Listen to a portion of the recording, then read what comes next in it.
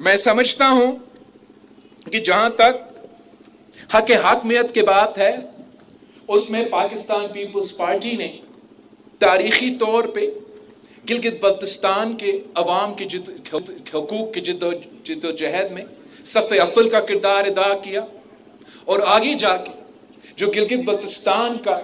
अवाम का ख्वाहिश है, जो गिलगित बल्तिस्तान के अवाम का मुतालबा है कि 18वीं तरमीम के जो फ़ायदा है, 18वीं तरमीम के जो इख्तियार है, जो 18वीं तरमीम ने इख्तियार बाकी सूबों को दिलवाए हैं, वो इख्तियार, वो ताकत, वो वसाइल का मालकी, वो हुकूक हमने गिलगित बल्तिस्तान के अवाम को भी इंशाअल्लाह ताला दिलवाना है। और वो सिर्फ और सिर्फ पाकिस्तान पीपल्स पार्टी के। इसके साथ साथ मैं समझता हूं कि अगर कहीं कोई आईनी तरमीम होना है तो इस आईनी तरमीम में गिलगित बल्तिस्तान के अवाम के हकूक को तहफ़्फ़ुज़ दिलवाना बहुत ज़रूरी है। और एक जो मैं समझता हूँ बड़ा आसान तरीका है कि हम गिलगित बल्तिस्तान के जहाँ तक हक़ हाकमियत है वहाँ उनके जद्दोजहद को आगे लेके जा सकते हैं। उसमें हमारा सबसे पहला काम ये होना पड़ेगा कि हम जो गिलगित बल्तिस्तान के इलेक्शंस है, वो पाकिस्तान का जो जनरल इलेक्शंस है वो उनके साथ किया जाए। जब गिलगित बल्तिस्तान के इलेक्शन और पाकिस्तान का इलेक्शन साथ होगा तो असल मानों में गिलगित बल्तिस्तान में वो हक़ हाकमियत के जद्दोजहद आगे बढ़ेगा।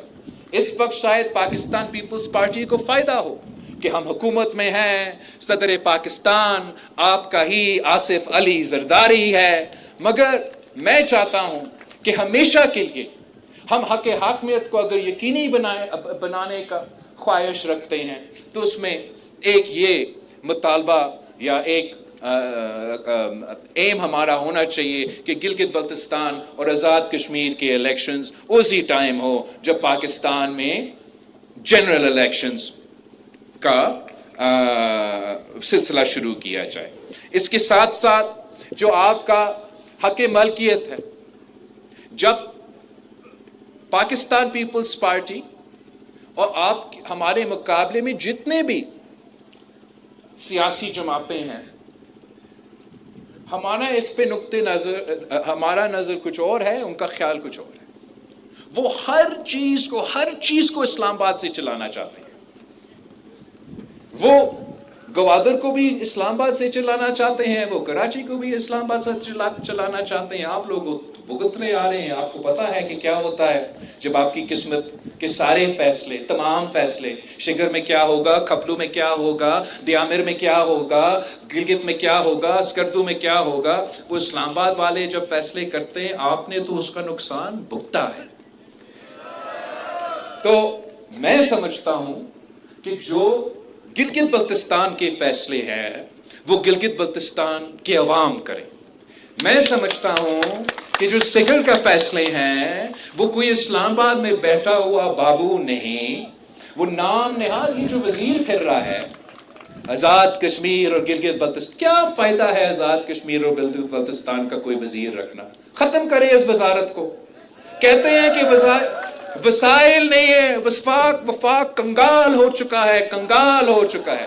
यार अगर वफाक कंगाल है तो सबसे पहले वो आज़ाद कश्मीर और गिलगित बल्तिस्तान का जो वजारत है ना वो बंद करके पूरा इख्तियार, मतलब माली, सियासी, एडमिनिस्ट्रेटिव, फाइनेंशियल, पॉलिटिकल, जितना भी इख्तियार है वो मुजफ्फराबाद में बैठे हुए और गिलगित में बैठे हुए असेंबलीज को वो पूरा इख्तियार दे दे। वो खुद अपने फैसले करेंगे तो वो अपने किस्मत के मालिक बन जाते हैं और वो फिर अपने मुफाद के ही फैसले लेंगे। और जो आपके मुफाद के फैसले हैं वो पाकिस्तान के मुफाद के फैसले हैं। तो इसी नुक्ते नज़र से हम आपके हक़ मलकियत के बारे में भी सोचते हैं। इस्लाम, कुछ दूसरे सियासी जमातें ये सोचते हैं कि ये जो आपके सामने पहाड़ है, ये जो आपकी ज़मीन के नीचे आपके वसाइल है, ये जो आपके शिगर से का खूबसूरत ماربل ہے، یہ ان کا وسائل ہے، یہ ان کا نہیں، یہ آپ کا شگر کے عوام کے وسائل ہے۔ اور اگر شگر کے عوام کو یہ اختیار دیا جائے گا کہ وہ اپنے فیصلے کیا جائیں، اگر شگر کے عوام کو اپنے جو وسائل ہیں ان کے اوپر وہ مالکی دیا جائے، ان کو وہ حق دیا جائے، تو پھر اس میں آپ کا معاشی فائدہ ہوگا، آپ کو معاشی خود مختاری ملے گا، آپ معاشی طور پہ مضبوط ہوں گے۔ اور اگر شگر کے عوام معاشی طور پہ ترقی کریں گے، اگر گلگت بلتستان کے عوام معاشی طور پہ ترقی کریں گے، تو میں لکھ کے دے سکتا ہوں کہ اسلام آباد بھی ترقی کرے گا۔